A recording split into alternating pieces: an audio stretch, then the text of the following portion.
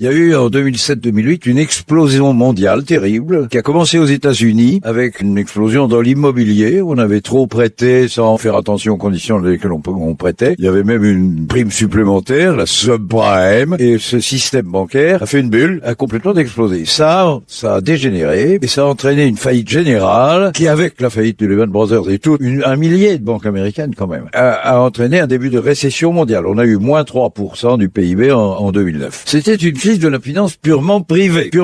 Les États n'y étaient pour rien. Mais nous étions déjà dans un système qui encourageait les États à s'endetter. Qu'est-ce qu'on a fait à ce moment-là? On a décidé au G20, proposition Sarkozy d'ailleurs, soutien immédiat Obama, écriture du texte, le Premier ministre anglais, Brown il s'appelait, et on a décidé de faire intervenir les contribuables, les États, pour empêcher les banques de s'écraser plus complètement. On a donc presque créé une nouvelle crise, celle de la dette souveraine, qui n'existait pas avant, parce qu'on a aggravé les situations. Cette crise de la dette souveraine en Europe, c'est un surcroît de dette publique créé par nous pour des raisons institutionnelles à cause de la façon dont a été traitée la dette précédente dans le capharnaüm extrêmement dangereux d'une finance privée devenue folle. Écoutez bien, il y a dans le monde aujourd'hui une liquidité mondiale créée par les banques. Elle a doublé depuis 5 ou 6 ans, qui est à 800 T pour trillion. Un T, c'est 1000 milliards de dollars. Nous avons donc 800 000 milliards de dollars en balade dans le monde, dont les milliers de transactions quotidiennes concernent la vraie économie pour 2%, et pour 98% jouent sur des marchés spéculatifs. Et ça peut exploser tous les jours, parce que la contrepartie de cette monnaie n'est pas en sécurité. C'est un endettement extrême. Ça peut sauter n'importe où. Ça, c'est le vrai danger. La petite Europe, à ce côté de ça, n'est qu'un détonateur. Comme détonateur, la crise immobilière qui s'est mise en Chine, actuellement tout le monde s'en fout, on ne le sait pas. Le monde est interconnecté.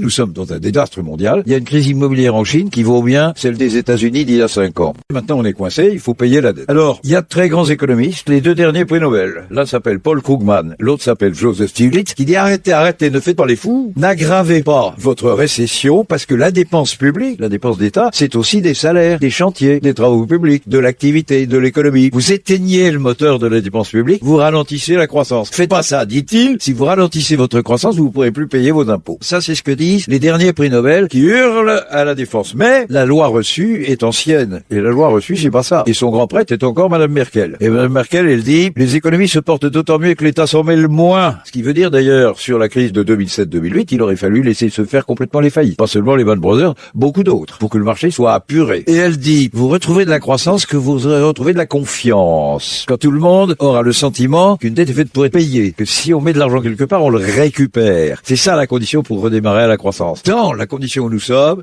ce redémarrage suppose que nous aggravions la récession chez nous.